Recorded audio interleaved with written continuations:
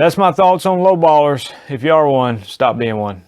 Hey, it's Jason Creel. I want to give you my first lawn care business update of 2017. I'm trying to do these every month, but I'm a little bit late. It's on into February. But for the month of January, which, let's face it, a lot of times for lawn care businesses, January can be the worst month of the year. I mean, from an income standpoint, if you're mowing, it can be the worst because I'm speaking for here in the South. A lot of times there's not many leaves left to clean up by the time January comes around.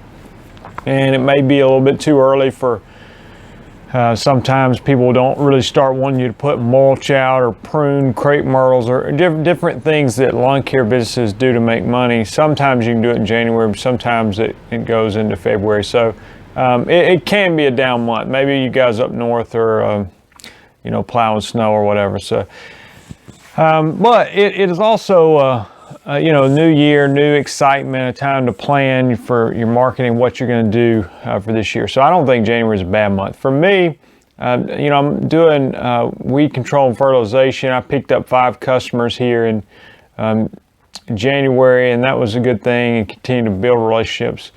But February, like I said, I'm recording this in February. I've already gained more than that the first week or 10 days or so of February. So anyway, it's like I said, January is sort of the calm before the storm. But I wanted to tell you something I've just been reminded of is in the lawn business, there's just more than one way to be successful, and that's where I feel like people sometimes get so dogmatic about a piece of equipment as if there was only one brand that was that was good and all the others were junk. It's just not true. Same thing with how you approach your lawn business.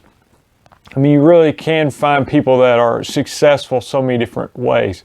And I was reminded of that again this week. I met a guy who has an established mowing business, and what he does, he has I think it was like a 24-foot trailer. It was a huge open trailer, and he says they fill it up with mowers, and they target almost all they do is big properties like apartment complexes, that sort of thing. Well, I think in some ways, now that was never my strategy, but in some ways, in a very crowded industry, he has sort of found a niche there, because when you're talking about mowing big apartment complexes that need a lot of manpower and equipment, not everybody can bid on that. And so he's by, separating himself from others and getting a lot of equipment, a lot of manpower, he's, able to land these big contracts.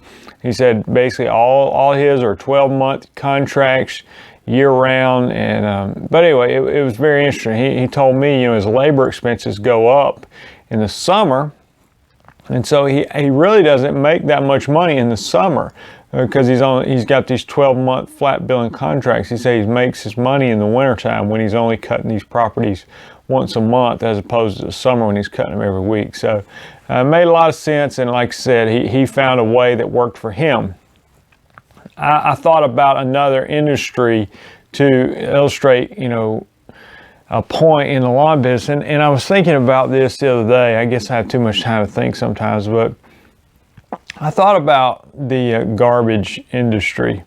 Okay, so in my town, how the garbage works, we have 2 garbage cans, one for recyclables and the other, for the rest of your garbage. They pick up at my house. They pick up on Thursday mornings, and and it's 2 separate trucks, obviously, for one for the regular garbage, the other for recyclables. I don't know if I'm saying that right or not, but whatever. Y'all correct me if you want to. But I thought about that. How does that roll? What does that have to do with lawn care? Well, think about this, because, I think there's a lot of people that they focus on one thing. I'm going to cut grass, or I'm going to do weed control, or I'm going to do landscaping. But you also see people that are able to do multiple things and make it work. And I think it can work, but I think I take a lesson from the garbage company. Okay, so there's a couple lessons. One, who's in control of your schedule? Are you in control of your schedule, or is the customer in control of your schedule? And sure, I mean, we want to try to accommodate the customer as much as we can, but you know, let's say that my garbage picked up on Monday, you know, and I call them. I say, hey, you know what? I know you guys come on Monday, but I really prefer mine to be picked up on Friday before the weekend. That way, if I have, you know, company over on the weekend, I can have empty garbage cans. We'll have plenty of room if we don't have a party or whatever.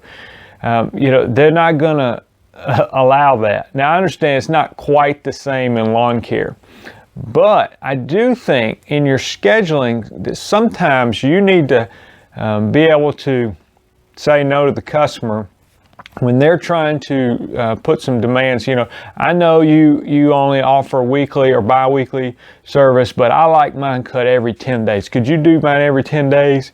You need to say no unless you offer 10. You know what I'm saying? Don't compromise your schedule, your system for a customer. Or, you know, you're in this one neighborhood mowing everybody's yard on Tuesday, and the customer says, can you cut mine on Friday? You know, I'm sorry, ma'am, but we only come to this neighborhood on Tuesdays, and we cut everybody on Tuesday. I hope you understand, but we're not able to make a special trip back. Would it be possible that we could do it on Tuesday, and I'll make sure we'll do a good job, and you know, whatever. But you know, you gotta keep control. And so the garbage company, that's one lesson you learn. They dictate the schedule. And the other is this: they keep it separate. So they have the recyclable. I'm changing that word every time. I'm gonna quit saying it. They have that truck that picks up those things that you can recycle. You know, and it comes by, and then, you know, the other truck comes by, gets the other garbage, and then they have a third truck comes by, and if you have tree limbs or that sort of thing, they'll pick that up. You know, and so I think if you want to have a lawn business, if you just have a mowing crew, then that's fine. If you just do weed control and fertilization, that's fine. If you just do landscaping, that's fine. But I think it's hard to have one truck or be one person and run around and do all those things, trying to wear all those different hats. Your company can do them all, but keep them separate, in my opinion.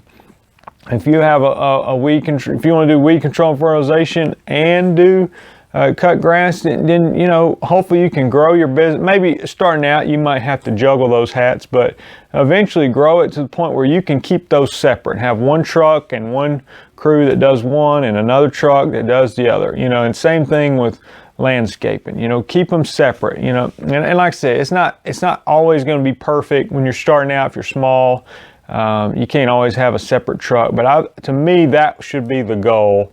That if you want to do multiple things, to grow it and to keep it separate, and to say, yes, we have a mowing crew over here, we have our weed control guy over here, we have a landscaping crew that does that. You know, anyway, I think the garbage company has a few things figured out, and they obviously make tons of money off of their industry. But there's a few things I think we can learn